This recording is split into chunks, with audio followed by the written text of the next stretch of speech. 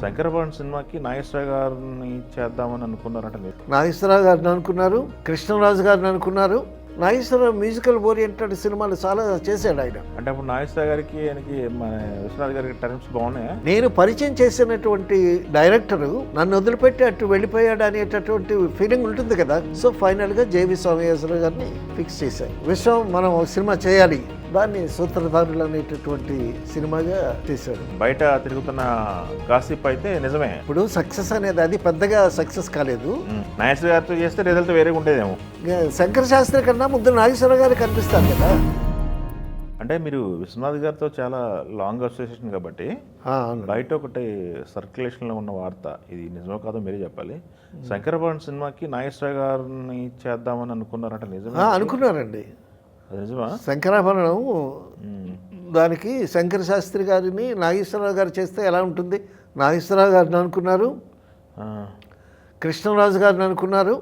Okay okay. Krishnaraju గారు చెప్పాడు, నా ఆ క్యారెక్టర్ చాలా అద్భుతమైన క్యారెక్టరు, నా మీద పడ్డది అది అని అంటే, అప్పుడు నాగేశ్వరరావు గారు అయితే ఎలా ఉంటుంది? నాగేశ్వరరావు మ్యూజికల్ ఓరియంటెడ్ సినిమాలు చాలా చేశాడు ఆయన. సో కారణాలు ఏవైనా సరే. అంటే అప్పుడు నాగేశ్వరరావు గారికి ఆయనకి మన విశ్వనాథ్ గారికి టర్మ్స్ బాగున్నాయా? అంటే అప్పటికి టర్మ్స్ అంటే ఈయన్ని డైరెక్ట్గా పరిచయం చేసింది నాగేశ్వరరావు గారు, దుక్కుపాటి మధుసూదనరావు గారు. ఈయన పరిచయం చేసిన తర్వాత విశ్వనాథ్ గారు ఏదో ఒక చిన్న సినిమా చేశారు, రామ్మోహన్తో ఒక సినిమా చేశారు. చేసిన తర్వాత నాగేశ్వరరావు గారు రామారావు గారు సినిమాలు చేశారు. ఓకే. వరుసగా రామారావు గారు సినిమాలు చేశారు. నిండు హృదయాలు, కలిసి నదులతో, నిండు దంపతులు, అలాగే రామారావు గారు సినిమాలు చేస్తున్నారు. నేను పరిచయం చేసినటువంటి డైరెక్టరు నన్ను వదిలిపెట్టి అటు వెళ్ళిపోయాడు అనేటటువంటి ఫీలింగ్ ఉంటుంది కదా. ఓకే. సో ఆ ఫీలింగ్ నాకు ఎప్పుడు తెలిసింది? కోదండరామిరెడ్డి గారితో ఒక సినిమా చేస్తున్నాను నేను, గోపాలకృష్ణుడు అని, నాగేశ్వరరావు గారి హీరో. అన్నపూర్ణ స్టూడియోలో షూటింగ్ వచ్చాం. షూటింగ్ వస్తే నాగేశ్వరరావు గారి దగ్గరికి వెళ్ళి అప్పుడు సాంగ్ చేస్తాం అనమాట. సాంగ్కి ముందు ఒక లీడ్ సీన్ ఉంది. సో ఆ లీడ్ సీన్ చెప్పడానికి నేను వెళ్ళాను, మేకప్ రూమ్కి వెళ్ళాను నాగేశ్వరరావు గారి దగ్గరికి. వెళ్తే నువ్వు ఇంతకుముందు ఎవరి దగ్గర చేసావు అని అంటే, విశ్వనాథ్ గారి దగ్గర చేశాను. విశ్వనాథ్ గారి పేరెత్తంగానే విశ్వనాథ్ గారి మీద ఆయన కొంచెం కోపం ప్రదర్శించినట్టు నాకు అర్థమైంది. ఓకే. సరే అయిపోయింది. సో మొత్తానికి కృష్ణరాజు గారు బాగుండదని అన్నాడు, నాగేశ్వరరావు గారిని అయితే ఎలా ఉంటుందని ఆలోచించారు. సో ఫైనల్గా జేవి సోమయాజరావు గారిని ఫిక్స్ చేశారు. Okay okay okay. ఫిక్స్ చేసిన తర్వాత శంకరాభరణం బ్రహ్మాండంగా ఆడింది. బ్రహ్మాండంగా ఆడిన తర్వాత మరి ఇంత కోపం ఏమైందో నాగేశ్వరరావు గారికి, విశ్వం మనం కలిసి ఒక సినిమా చేయాలయ్యా అని అన్నాడు ఆయన. అంటే కోపం వెళ్ళిపోయింది. అంటే ఇక్కడ పరిచయం అయినటువంటి వ్యక్తి ఈ క్యాంపస్ వదిలిపెట్టి అక్కడే ఉండటం వల్ల ఆయనకి కోపం అన్నమాట. సరే నాగేశ్వరరావు గారు, విశ్వం మనం ఒక సినిమా చేయాలి అని అనేసరికి అప్పుడు నాగేశ్వరరావు గారితో సినిమా చేయాలని చెప్పి ఒక కథ తయారు చేసి దాన్ని సూత్రధారులు అనేటటువంటి సినిమాగా చేశారు.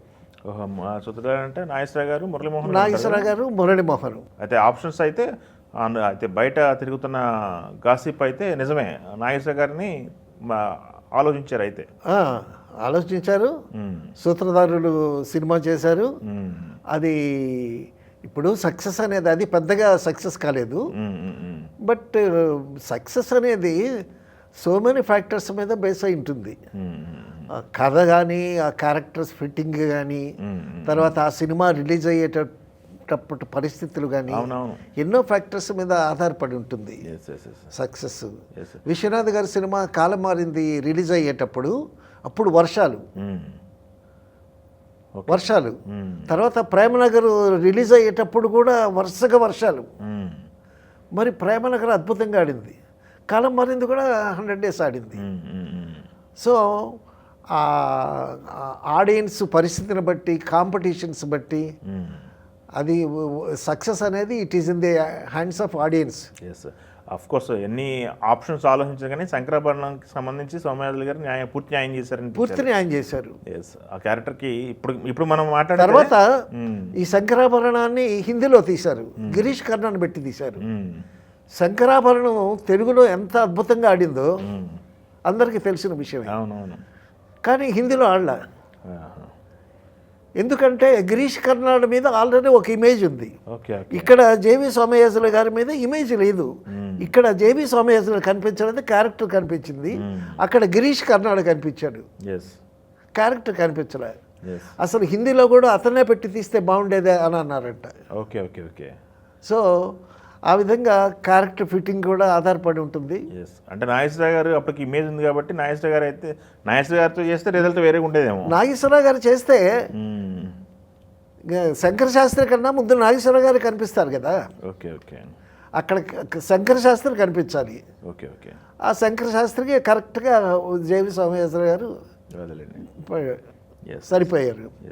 సో శంకరాభరణంలో అంటే మంచి సినిమా తీశాడు విశ్వం. అతనితో మరొక సినిమా చేయాలి అని ఆ పాత కోపం మర్చిపోయి మళ్ళీ వాళ్ళిద్దరూ కలిసి సినిమా చేయటం జరిగింది. Thank you. తెలుగు వన్